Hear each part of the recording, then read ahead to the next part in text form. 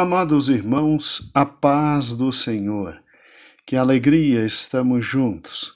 Aqui, Pastor Gedeon Júnior, da Igreja Sede, liderada por nossa amada pastora Luíde Ramos. E hoje nós vamos para Romanos capítulo 11, sabendo que Romanos capítulo 9, capítulo 10 e capítulo 11 são uma disposição muito interessante do apóstolo Paulo sobre o que foi Israel, capítulo 9, eleita por Deus, nação eleita por Deus.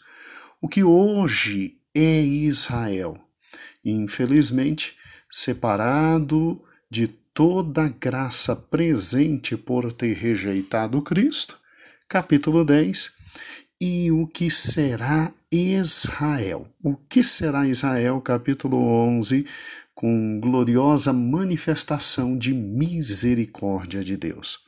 Então, assim, o capítulo 11 de Romanos nos trata e nos fala sobre o futuro de Israel. E olha que coisa animadora, irmãos. A misericórdia e o amor extremo de Deus pelo seu povo. Paulo diz no versículo de número 32 sobre Israel: porque Deus a todos encerrou na desobediência, a fim de usar misericórdia para com todos. Sim, Israel, tal como toda a humanidade, mesmo conhecendo todos os fatos sobre Deus, sua misericórdia e sua graça, mesmo entendendo que o Messias viria e recusando-se a acreditar em Cristo como Messias, apesar de todas as provas que ele mesmo deu de que era o Messias, e aí, obviamente, rejeitando a pedra de esquina, a pedra angular, foram rejeitados por Deus. Deus os colocou debaixo de grande desobediência para, por misericórdia, depois restaurar a todos. Restaurar a todos. Daí o versículo 32 diz: porque Deus a todos encerrou na desobediência, a fim de usar misericórdia para com todos. Tal como todos nós que fomos considerados pecadores em razão do primeiro Adão ter feito o que fez, pecado, e aí depois o segundo Adão veio e nos restaurou por misericórdia, o mesmo ocorrerá com Israel, que haverá de simplesmente no momento histórico determinado por Deus, reconhecer a Cristo e ser salva para a honra e glória de nosso Senhor e Salvador Jesus Cristo. Então, assim, obviamente Deus dá a Israel esperança absoluta quanto ao seu futuro. Esperança absoluta. Daí o capítulo 11 ser um capítulo de alegria, de esperança, de felicidade para o primogênito de Deus, o povo de Israel.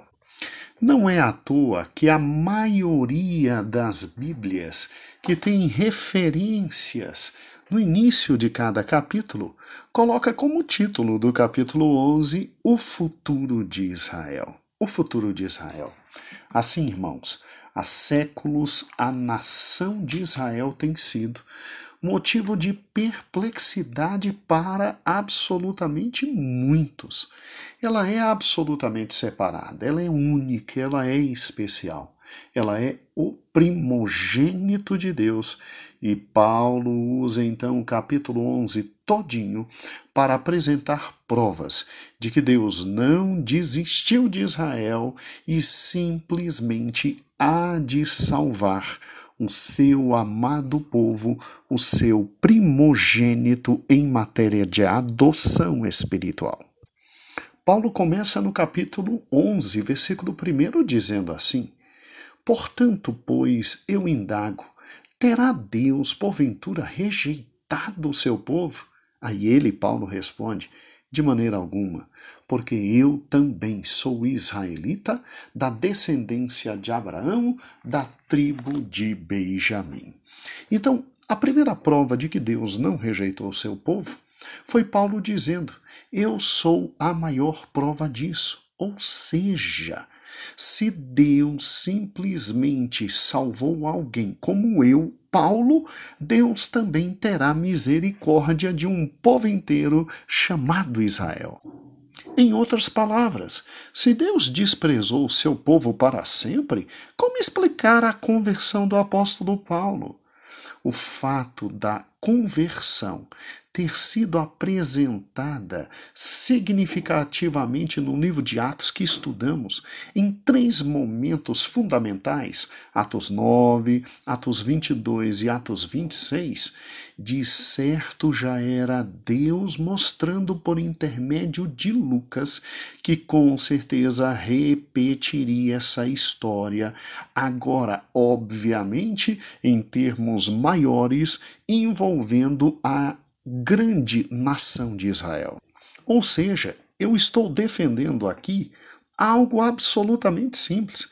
A verdade de que estas 3 passagens em Atos, Atos 9, 22 e Atos 26, demonstram simplesmente que a conversão de Paulo era uma ilustração futura da conversão de Israel como nação.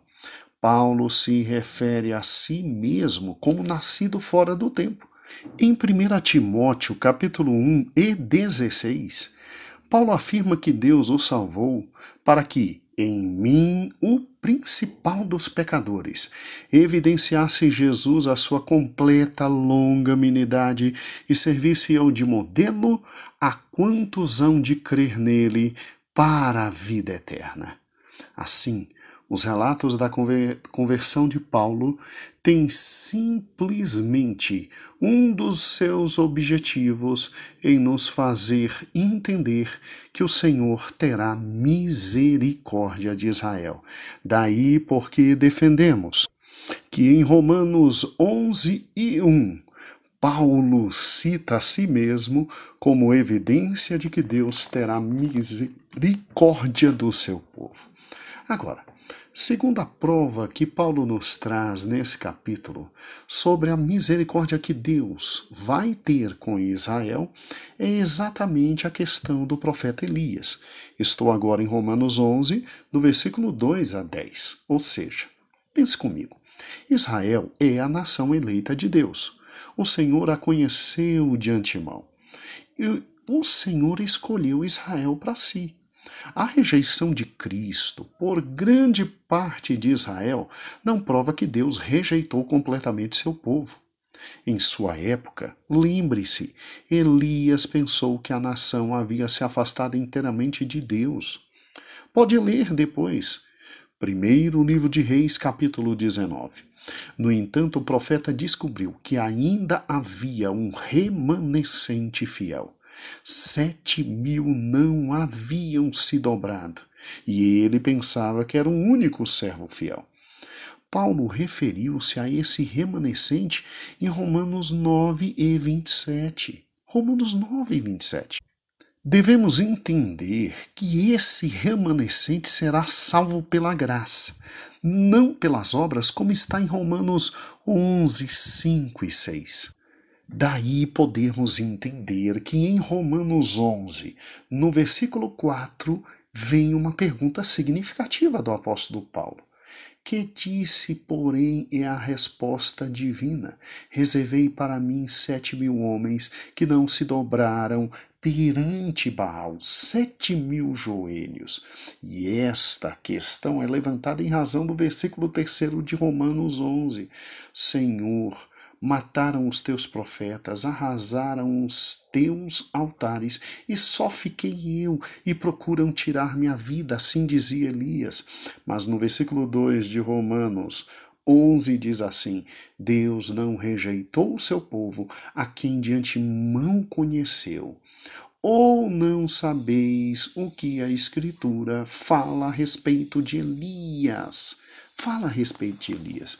Então, assim, Paulo se utiliza de Elias e Paulo diz, assim como na época de Elias, Deus tinha separado 7.000 fiéis, ou seja, Elias não estava sozinho, Deus também há de salvar um remanescente fiel no meio de Israel. E isso, obviamente, traz alegria ao nosso coração, porque nós que não somos os primogênitos, né? Nós que somos adotados também, teremos a alegria de ver nossos irmãos primogênitos, os queridos israelitas, também sendo salvos por Jesus Cristo. Muitos, ao lerem esta passagem, ficam confusos e já ouvi muitas perguntas de irmãos fiéis, não que estivessem testando de alguma forma o conhecimento dado, mas irmãos fiéis que de forma simples querem tirar dúvidas. Eles dizem o seguinte: sim, pastor, entendi que Deus realmente, simplesmente vai salvar Israel, um remanescente fiel, tal como fez na época de Elias, sem nenhum problema, mas eles dizem assim, mas aí, o versículo 6 que diz assim, e se é pela graça, já não é pelas obras, do contrário, a graça já não é graça, que diremos, pois, versículo 7 de Romanos 11, que diremos, pois? O que Israel busca, isso não conseguiu, mas a eleição o alcançou, e os mais foram endurecidos, como está escrito, Deus lhe deu espírito de entorpecimento, olhos para não ver, ouvidos para não ouvir, até o dia de hoje. E diz ainda Davi, tornem-se-lhes a mesa um laço, armadilha e em tropeço e punição. Escureçam-se os olhos para que não vejam, e fiquem para sempre encurvadas as suas costas. Mas, pastor, como é que Deus vai salvar um remanescente fiel, se aqui está dizendo que Deus simplesmente lhes deu um espírito para entorpecer, ou seja, para que eles não entendam, para que não vejam, para que não compreendam tudo sobre Cristo? Como é que Deus vai salvar um remanescente fiel se todos estão obscurecidos? Não é isso que Paulo está falando aqui? Que questão interessante, né, meus irmãos? Que questão interessante. Deixa eu explicar de novo, e absolutamente de novo, o que a gente vem explicando desde Romanos capítulo 1. Nós temos que entender que Deus sempre deu a viabilidade do perdão e do arrependimento. Israel se tornou obscurecida, Israel passou a ter um espírito entorpecido, como está aqui no versículo 8, olhos para não ver, ouvidos para não ouvir, até o dia de hoje, como está aqui dito, mas você tem que compreender que isso ocorreu com os israelitas, que simplesmente nunca se dedicaram à presença de Deus, que sempre viveram de forma incorreta, que nunca desejaram estar na presença de Deus e que deliberadamente vivem uma vida de espiritualidade incorreta. E vou lhe dar provas disso. Vamos lá. Quando Jesus nasceu, porque os pastores foram e ouviram a voz de Deus e foram lá e glorificaram a Deus e reconheceram Cristo como o Salvador e Senhor. Por quê? Porque eram homens tementes a Deus. Porque os escribas, fariseus, os diretores de toda a religião da época não foram, porque infelizmente eram homens que estavam afastados de Deus, porque deliberadamente queriam ficar longe do Senhor. É tão verdade isso, que a Bíblia fala de Simeão e a Bíblia fala de Ana. Abra Lucas capítulo 2. Veja quem era essa mulher chamada Ana. Veja quem era esse homem chamado Simeão. Escute, porque esses dois não estavam com os olhos fechados, como Paulo diz aqui? Porque esses dois não estavam com seu espírito obscurecido? Porque Simeão, ao pegar Cristo, literalmente enxergou em Cristo o Messias, a salvação de Israel. Inclusive profetizou sobre o menino e sobre a mãe.